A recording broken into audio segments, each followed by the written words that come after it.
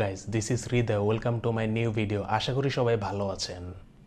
Guys, আপনাদের একটা real life story বলি, যেটা হয়তো বা আপনাদের জীবনে ঘটে থাকতে পারে, অথবা আশেপাশে তাকালেও আপনারা এরকম কাহিনী দেখতে পারবেন।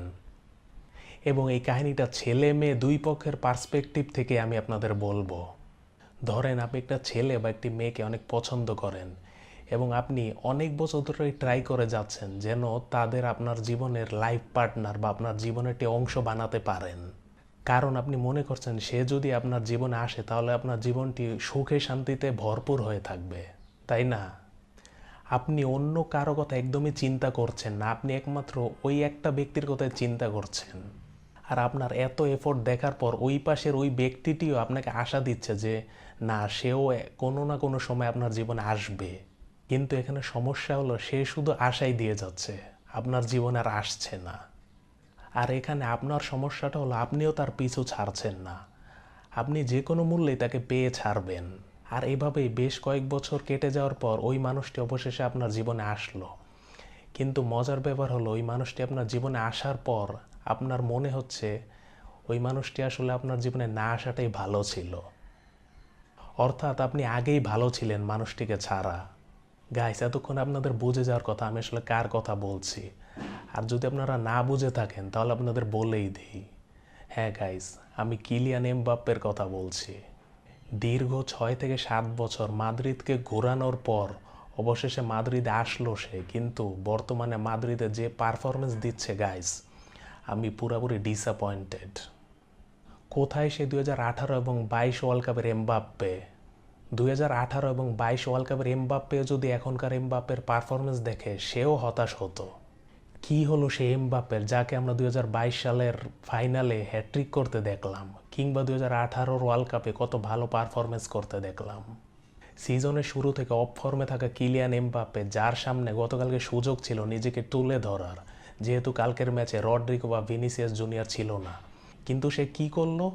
দলের গুরুত্বপূর্ণ সময় পেনাল্টি মিস করলো এবং এই পেনাল্টির জন্য পুরো দলকে খেসারত দিতে হলো, যার ফলে লিভারপুলের কাছে 2-0 গোলে হারল রিয়াল মাদ্রিদ।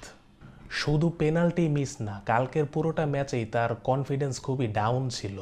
এছাড়াও বেশ কয়েকটি ভুল পাস দেয়, যার ফলে লিভারপুল অ্যাডভান্টেজ পেয়ে যায়। এমবাপ্পের এমন পারফরমেন্স করার ফলে আমি মনে করি তাকে বেঞ্চ করা উচিত। কিন্তু সমস্যা হলো রড্রিগো এবং ভিনিসিয়াস ইনজুরিতে আছে, যার ফলে এটা করা সম্ভব না বর্তমানে। এবার গতকালকের ম্যাচের ডিটেলসে আসি। গতকালকের ম্যাচে আমার মনে হচ্ছে মাদ্রিদ ফার্স্ট হাফ ভালোই খেলেছিল, যেখানে মডরিচ, কামাভিঙ্গা, ভালভার্দে সবাই ভালো পারফরমেন্স করেছিল। স্পেশালি রাউল অ্যাসেন্সিও, তার কথা না বললেই নয়। গতকালকের ম্যাচে তার পারফরমেন্স ছিল অসাধারণ। তার একটি ক্লিয়ারেন্স, সেটা ছিল দেখার মতো। তার খেলা দেখে কোনোভাবেই মনে হচ্ছিল না সে একজন একাডেমির প্লেয়ার। যদিও প্রথম গোলটি তার ডিফেন্সিভ এররের কারণেই মাদ্রিদ কনসিড করে, কিন্তু তার ওভারঅল পারফরমেন্স বেশ ডিসেন্ট ছিল। এছাড়া থিবো কোর্তোয়া, যার পারফরমেন্স ছিল অসাধারণ গতকালকে, সে যদি কালকে না থাকতো আমার মনে হয় মাদ্রিদ প্রায় 4-5টা গোল কনসিড করতে পারত। পুরো খেলাটিতেই বেশ ডমিনেটিং ছিল লিভারপুল। আর লিভারপুলের এই দলটির কথা না বললেই হয় না। বর্তমানে তারা বলতে গেলে ওয়ার্ল্ডের বেস্ট একটা টিম। ডিফেন্স থেকে মিডফিল্ড এবং মিডফিল্ড থেকে অ্যাটাকিং সব দিক থেকেই গতকালকে লিভারপুল পুরোপুরি মাদ্রিদকে ডমিনেটিং করে। যদিও তাদের গোল আরও বেশি হতে পারত, কিন্তু মোহাম্মদ সালাহ পেনাল্টি মিস করার কারণে তা আর হয়নি। লিভারপুলের বেস্ট পারফর্মারের কথা বলতে গেলে অবশ্যই ব্র্যাডলির কথা বলতে হবে। কালকের পুরোটা ম্যাচে সে ছিল অনেক বেশি ডমিনেটিং। এমবাপ্পেকে বলতে গেলে সে কোনো সুযোগই দেয়নি। আর এই ম্যাচ জিতে 2009 সালের পর এই প্রথম রিয়াল মাদ্রিদকে কোনো ম্যাচ হারালো লিভারপুল। মাদ্রিদের জন্য আরেকটি ব্যাড নিউজ হলো এডুয়ার্ডো কামাভিঙ্গা গতকালকের ম্যাচে ইনজুরিতে পড়েছে, কিন্তু সেটা কয়দিন বা কয় মাসের জন্য তা এখনও জানা যায়নি।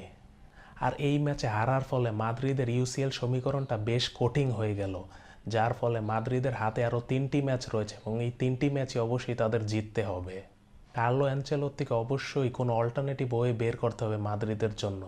তা না হলে মাদ্রিদের জন্য ইউসিএলে টিকে থাকাটা অনেকটা কঠিন। দেখা যাক সে কোনো অল্টারনেটিভ ওয়ে বের করতে পারে কি না। আর মাদ্রিদের কথা তো আমরা জানি, তারা সবসময় কামব্যাক করে। আর এটা করার জন্য আমি মনে করি মাদ্রিদের যে ইয়াং প্লেয়ারগুলো রয়েছে তাদের অবশ্যই প্রতিটা ম্যাচে সুযোগ দিতে হবে।